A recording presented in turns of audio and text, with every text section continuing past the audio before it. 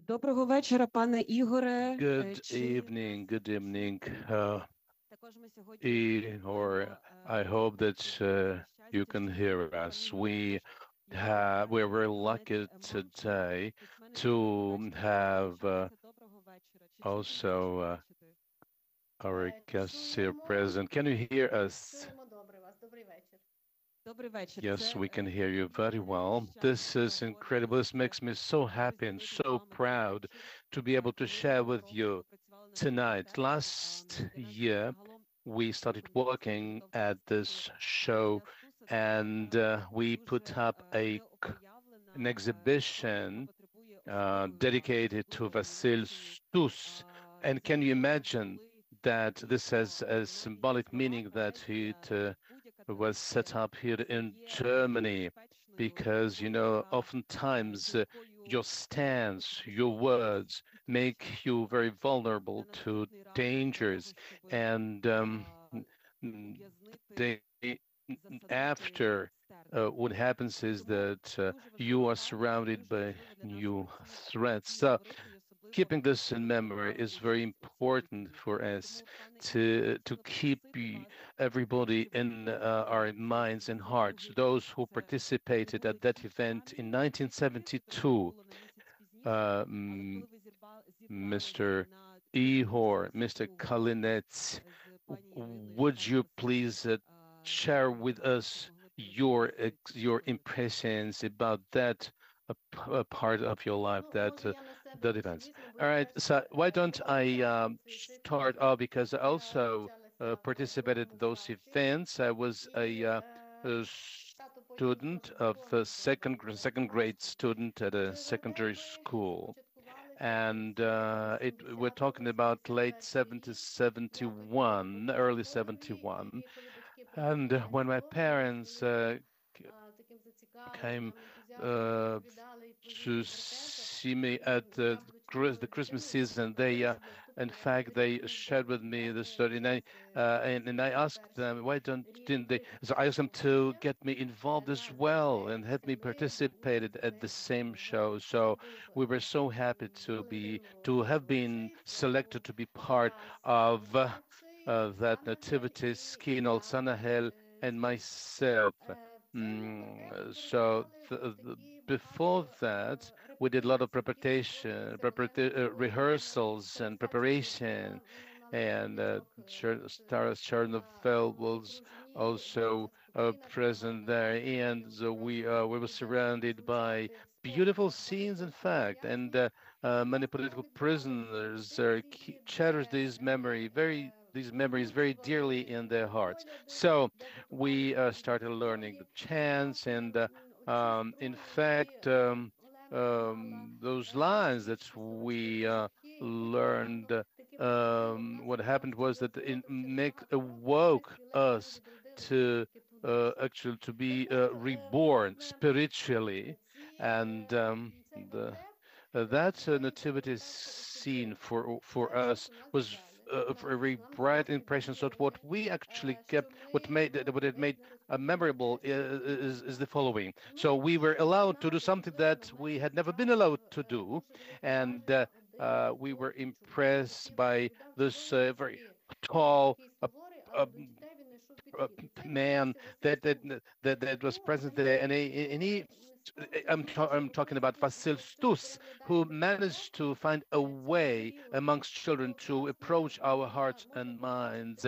And you can see easily when Vasil Stus, so when we was standing there surrounded by children, and you can see another photo of Stus and all of us, embracing him, giving a group hug, so to say. So we were just minors, we're just 7, 8 years old children, and we heard our adults, parents, and other family members talking to each other, whispering to each other. We were being intrigued, and then, so as you know, uh, uh,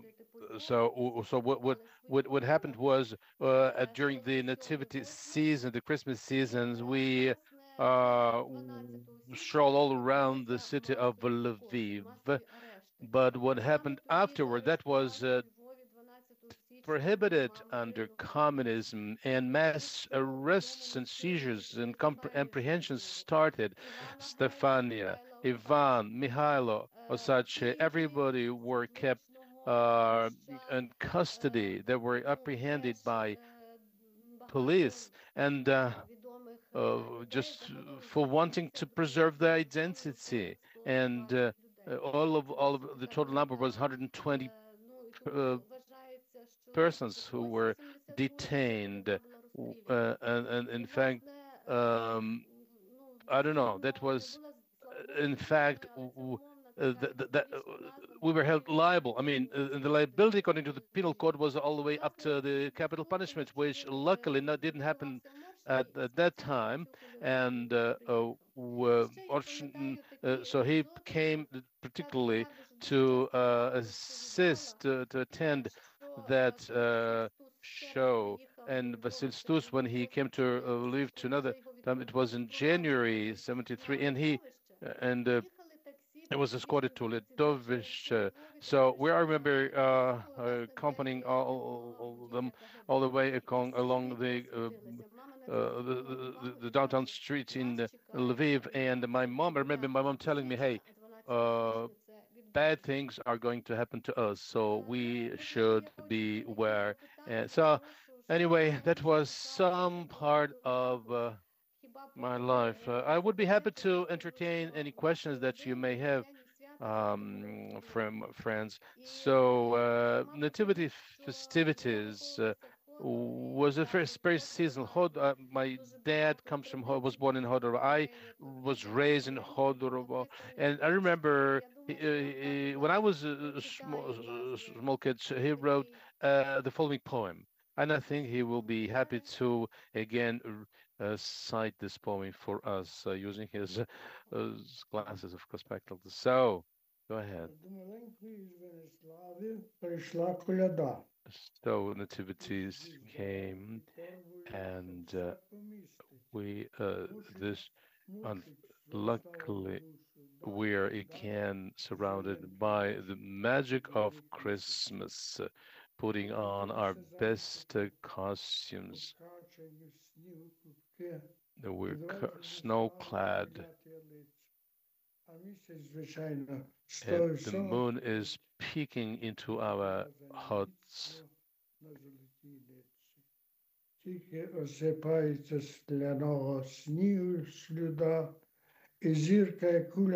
And there's this big star lighting the whole of the skies.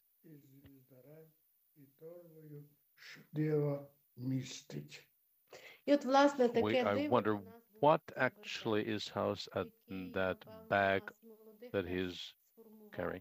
Yeah, Pilecki goes on saying that we're so thankful to that tradition of putting up nativity scenes, because this is something that kept us alive.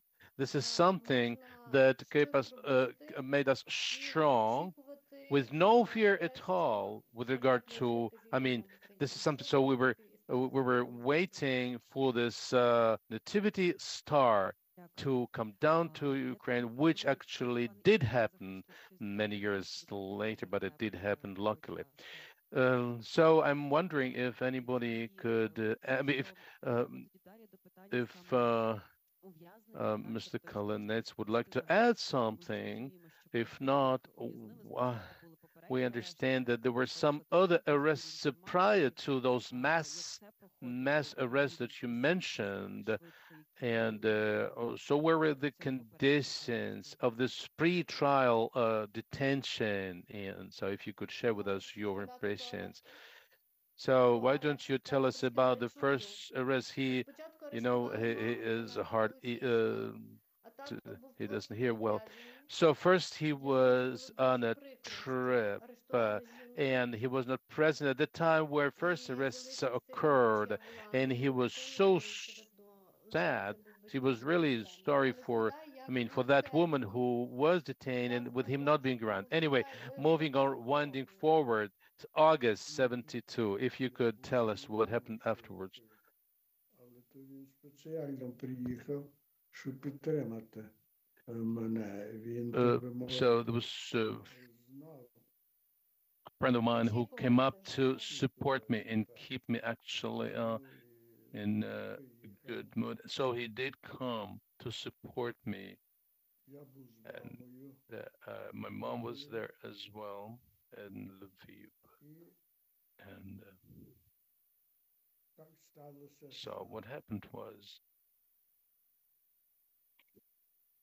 що авто під'їхало this car came close to our house, and they so they raided our home, and they found this premise that they detained us in.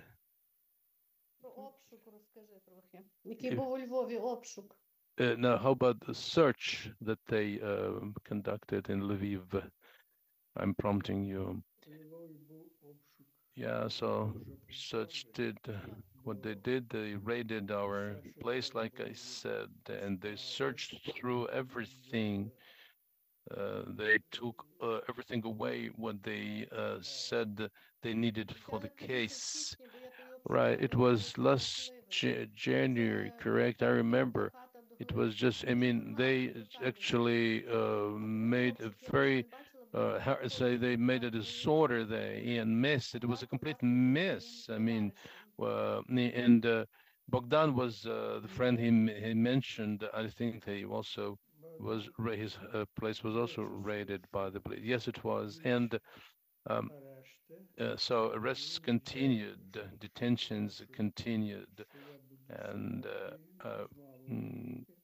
and I made up my mind to stay at my mom's place, and what happened was that um, we sat down in the kitchen so that we did not attend the search operation conducted by the law enforcement agents. And I don't know what they did, but they left a lot of mess after them. And that was in August, I'm prompting. It was 11th of August, remember, the court, the trial was held, and your mom and so she was tried and sentenced to I don't know how many years, and she was sent to a labor camp in Russia, in Mordovia. And also Katerina Zariska was there, Irina Sereb was already there, Natalia Popovich, where there was some Russian dissidents as well, some old ladies, in fact, illiterate, and they were religious people, and they ended up behind bars for their religious convictions. And there was a Lithuanian family as well detained in the same camp. And in fact, so it was a female labor camp for women. Through fences, barbed wire. So they were all surrounded by barbed wire without being able to actually communicate to Silstus, who was on the other side of the fence. But they did manage to somehow throw some billets to each other. I mean, with some pieces of paper with some words. And now the other person was sent to over to the Urals. Ivan Svitlich was there as well. Vasil Stos was the same, and so pretty respectful team of philosophers and authors and men and women of letters. So in fact. So the only thing that they were allowed to do was to write 2 letters per month. One letter they wrote to us, to the family, and the other letter they were allowed, they wrote to each other, to friends, to because it was all destroyed by censorship. Many letters, in fact, have not been kept. They were destroyed by census. Svetlana Shchebatura was famous for being disobedient, for not following instructions, and in fact, her works of art were destroyed because she was not allowed even to paint, to draw images of Shevchenko. So I remember my mom, who was also a person of creation, creativity. So it was very hard trying for her because she had to stop writing, and she had to forget about her research as a philologist, as a woman of literature, and she did uh, very hard work. And we were not able to see each other, and were banned from accessing our family members who were detained. So financially, it was not easy, of course, but there were some endowments and foundations that did support us financially. Hodorivsky, Chudivsky, there were retirees, and their retirement payment was really low. So, well, it's very painful for me to some memories actually cause a lot of pain, but some actually are very dear to my heart. What happens was that Horeni, for example, were also Saheli. So we were comrades in sadness, right? But we were full of faith, and we believed to be set free at some point in time, which happened. So please, says the moderator, if there are any, the floor is open for any questions. So I can see somebody raising their hand at the very, good. Hello, everybody. Pane Zvenislava, Ihor, would like to ask you the following question. Search. So you mentioned that police did a lot of raids. I mean, what exactly they were after? What they were looking for? What at those search operations? So if you could tell us more details.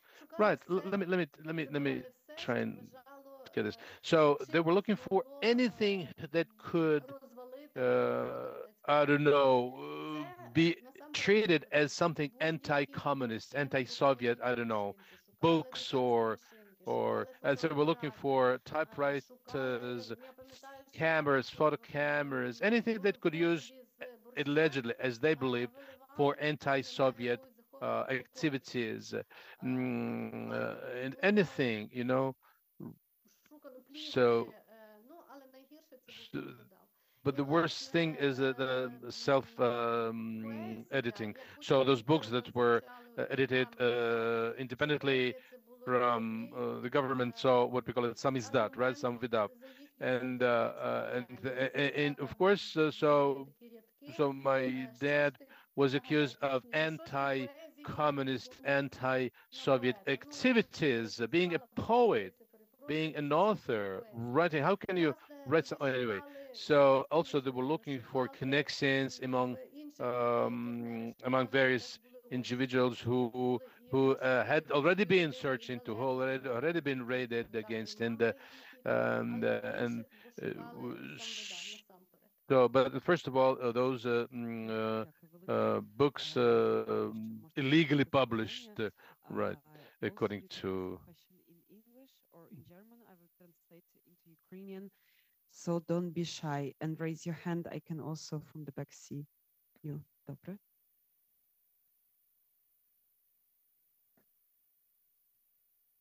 Дякую дуже, що ви доєдналися до нас. I'm so grateful for your presence here. Thank you for joining us. My question goes to Miroslava. So, what was your attitude to these quote-unquote illegal activities conducted by your parents? Were you afraid of seeing them do this? Like when Vasilistus was accused of dissidence, and he also, I remember, sharing his ideas about his relations with his father, who did not support him in his activity. Thank you for your question. Yeah, it's not the first time that I've been asked. I'm asked such a question, indeed.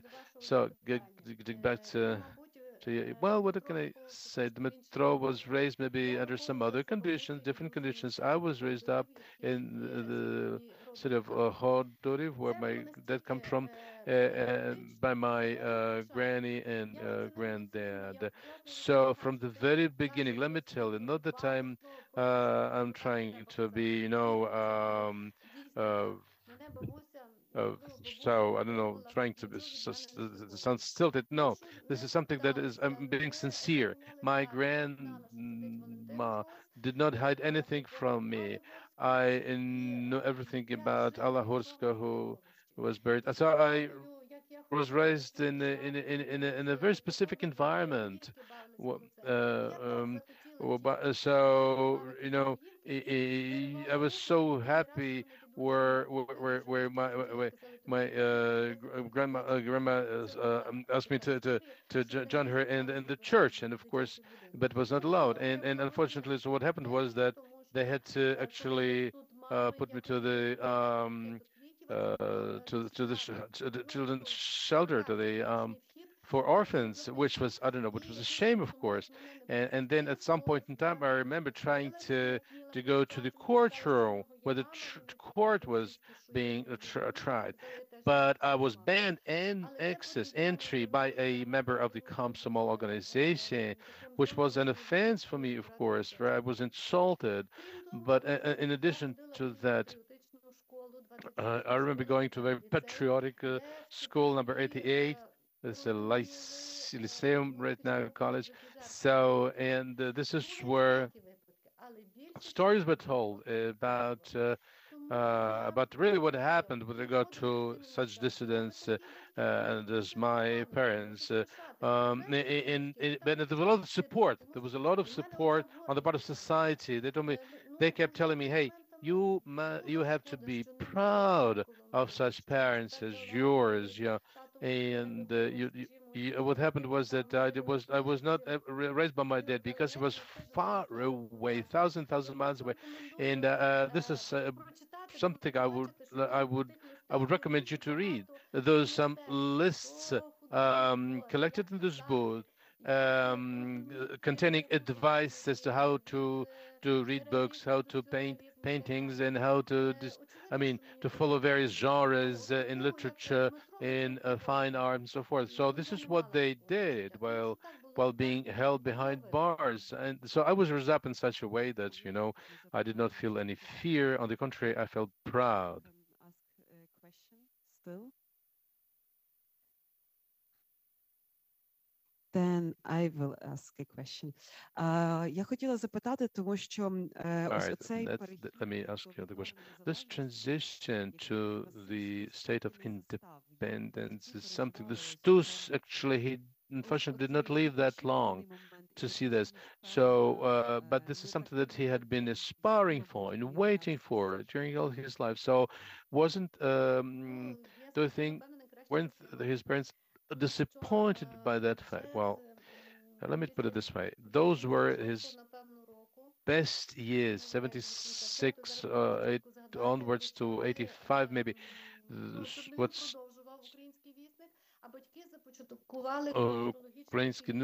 Ukrainian newsletter continued, but my parents started a new project like Ukrainian Crane, which was a magazine dedicated to white papers, or rather empty papers, or unknown papers of literature in 1980, early 80s.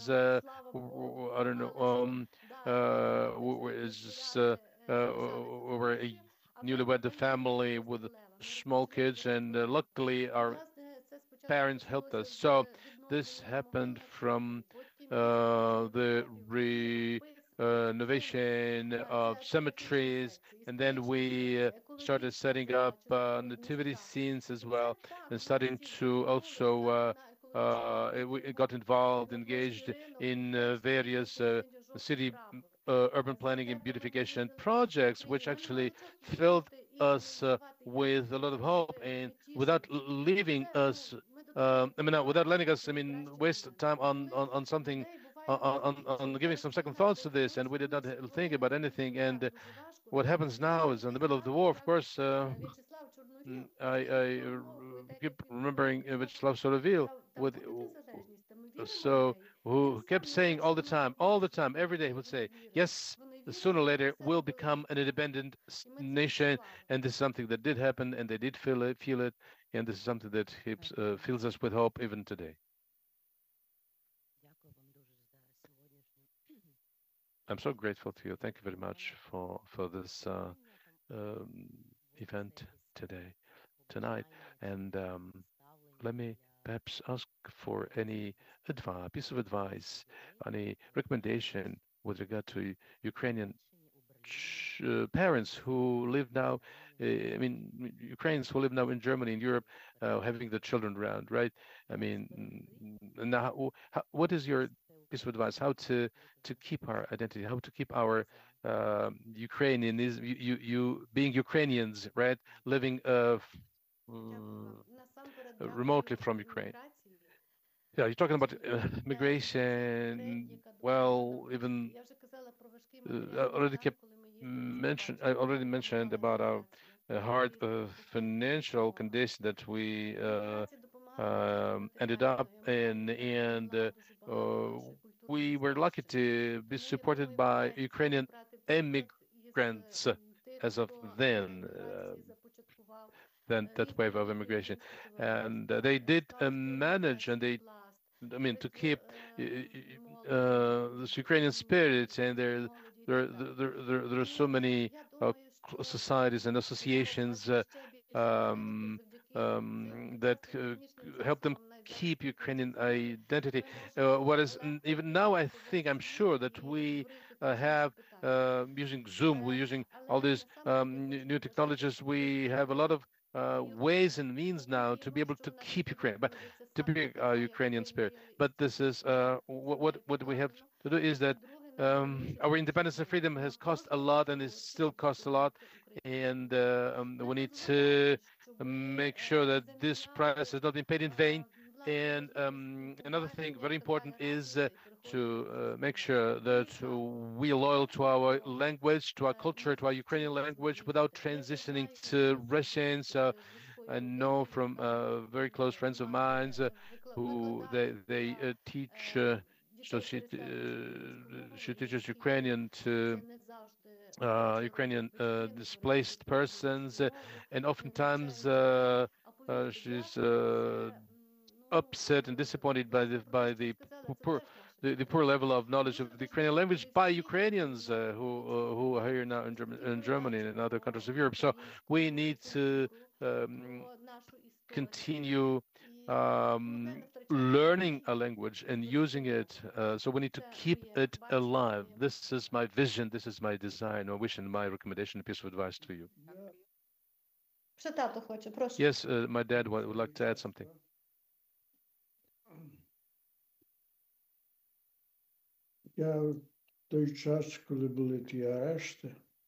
When detentions occurred, and it was his first detention when Stus was detained, and for the second time also, so he was apprehended again, which ended up sadly and actually and resulted in his death behind bars. I was so much shocked by that I wrote a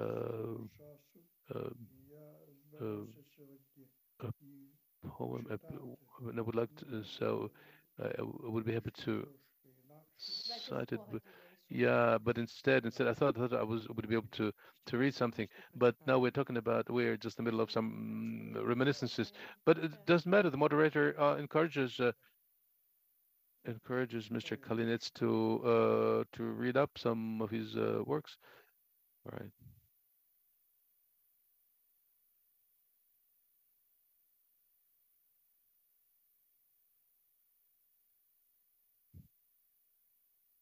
Пам'ятаєш, на яких сторінках? Це буде довго. 1117. On page 117. 117 це ось тут.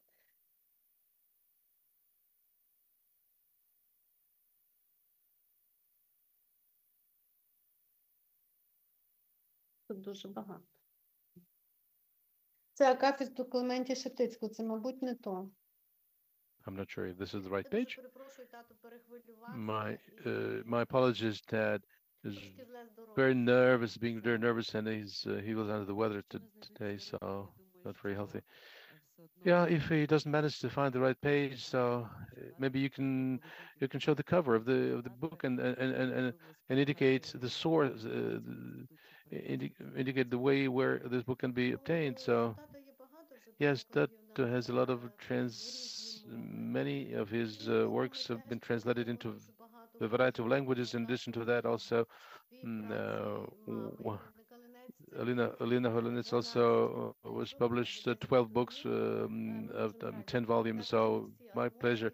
We would be happy to share this collection of books with you guys. So it includes poetry and novels, and we would be happy to actually. So to tell us how to do it technically, so I'm not sure. Maybe through your the institution, right? And yes, he's also available on the internet. You can see full collections of his poetry Чи до мене online. звернутися можна?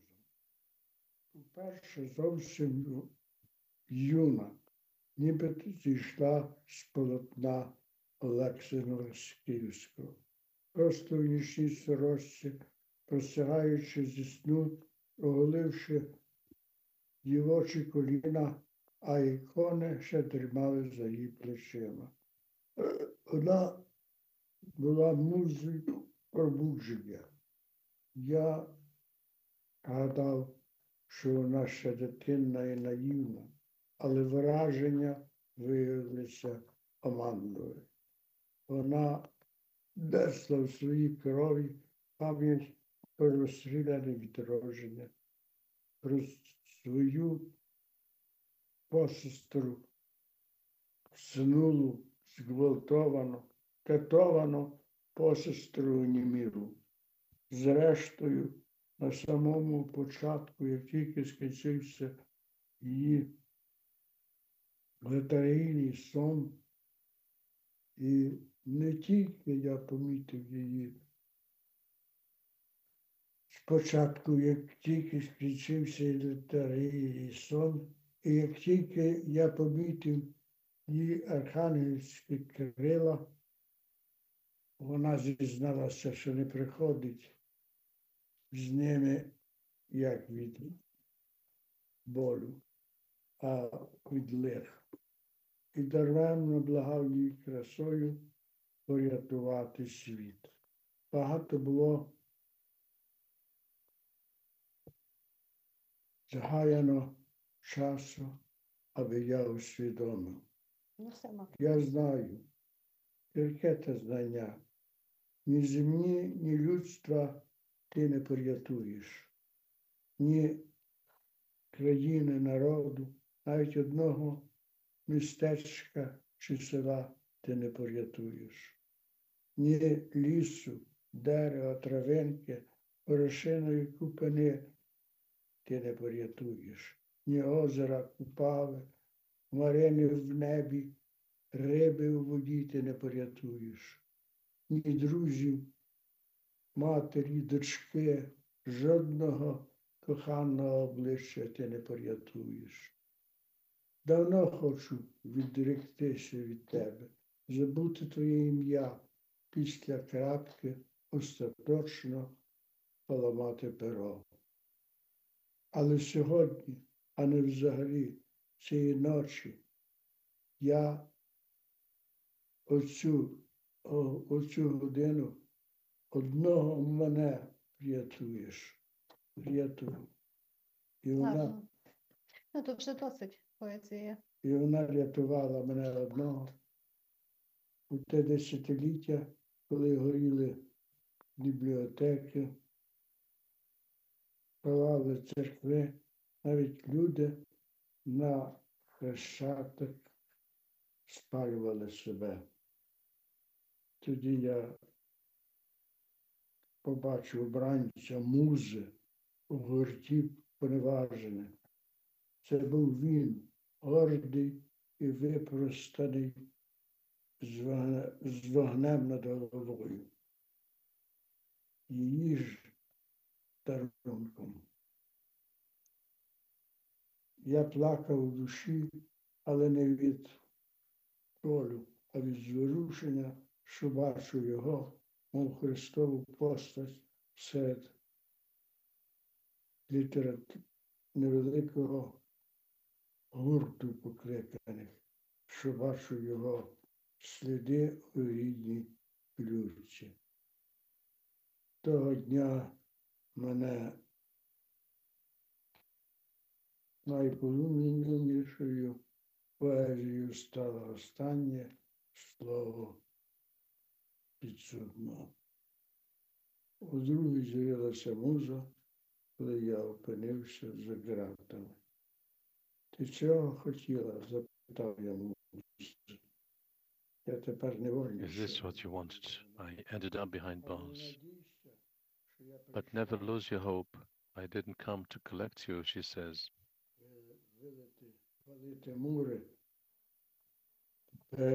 I'm here to keep you alive. Я ніколи нікого не визволю. Otherwise, we will not be able to be set free again. Дозволю тобі в цій палаці катуватися красою. Я мало не вмирав від ностальгії. And I didn't pay attention to her. Знову лягали захилявні книжки, згадані я. I didn't even try to open the door.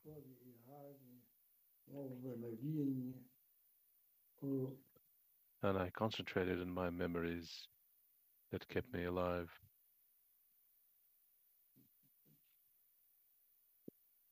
Дякую вам, пане Ігоре.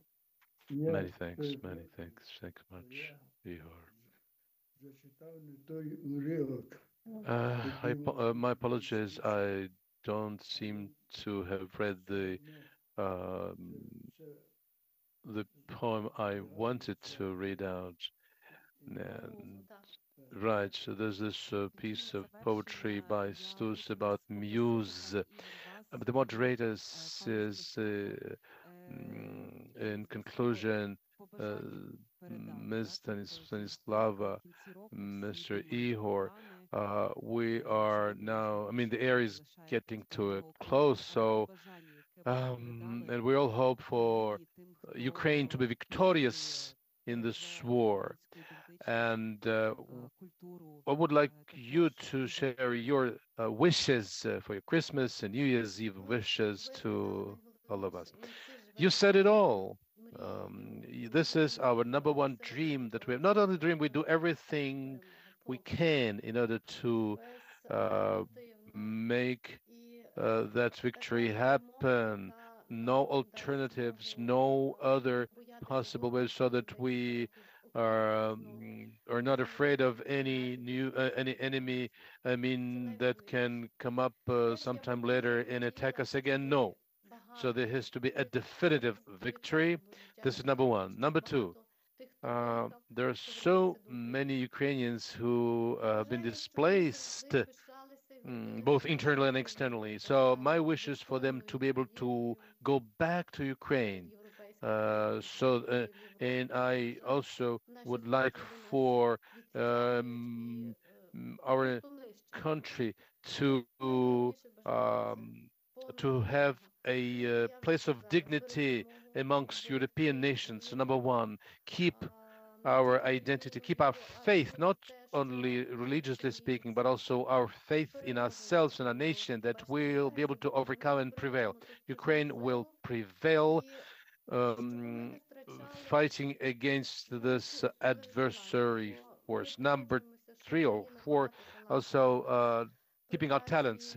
Our people, our nation has a lot of talents across the board, in art, in science, and in music, and in literature. And myself, by the way, I'm an environmentalist, and I taught at one of the universities, environment, ecology is my major, and uh, I wish for us to be able to live in healthy environments and be proud of our Black Sea, of our nature, of our national parks, so that in Ukraine is does have a place of dignity amongst other European nations. Pane Ihore, Mr. Ihor, so anything on your part? I would like to thank you for this grand event, your hospitality, for having me here today, being able to share my memories and my hopes, in fact. So my wife and I, we now we feel that what we did was not in vain, was something that actually resulted in our country becoming an independent state. And but there's a long way to go yet now. So why don't you give them some New Year's wishes, Christmas wishes, right? I wish for us to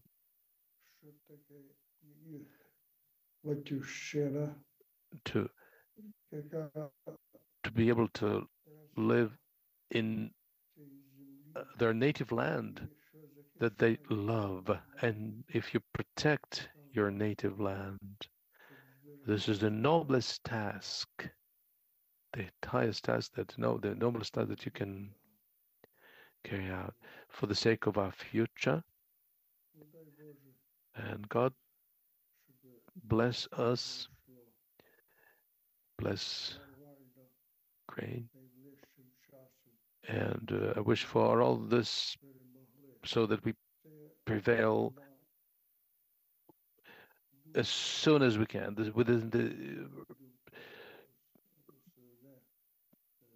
earliest time possible. And this is my best wish, I would like to say, for us to, because this is this hope that makes sense, that fills my life with sense. This is going to happen, says his daughter. Yes, absolutely. This is going to happen. So we're sure that we are sure that we're going to prevail, and hopefully sooner than later. The moderator, I would like to thank. Other than the nativity scene show, we also had a panel discussion with Ihor Kalynets, and his daughter. So, who is an editor, other than being an environmentalist and an activist who keeps our identity, our memory, and memories about how much it costs for us to keep our identity. And also my last words of gratitude go to Kalynets and domestic Kalynets and his wife. In addition to that, my brother and my mom, mom, hello, that who have been helping us organize. So I would like to say hi to your brother, indeed. Correct. Why don't you? Yes, I would like for everybody to see you guys. I mean, so why don't you turn the camera so that everybody can see exactly? This is all right. No, you can. Okay. No, there's no. Oh, there's a portrait of my. No, there's no portrait of my mom. There's a painting.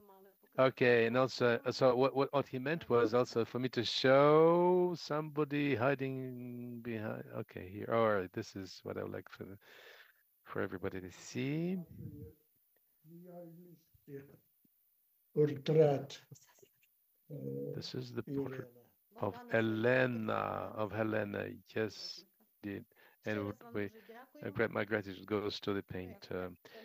Thank you. So why don't we say goodbye to each other because my dad needs some rest. So take care, take care. Looking forward to seeing you again soon. Very much indeed. Yeah, thank you. Would be a good idea. Amazing, inspiring, definitely note. We are finishing today our event. Ми завершуємо сьогоднішній наш захід. Вертеп, коляда. This brings us to the end of our event tonight. This was not just a show, a performance, of course, which was very enjoyable, but what it's important is to keep this tradition, to keep it alive, because this sticking to this tradition enables us to keep our identity. We are the next generation that we need to be able to be able to understand each other. So keep this in mind, and looking forward to seeing you soon. As we're gonna have next year, we're gonna have and hopefully we're gonna have you around at the exhibition of Stus. So please take care and Merry Christmas.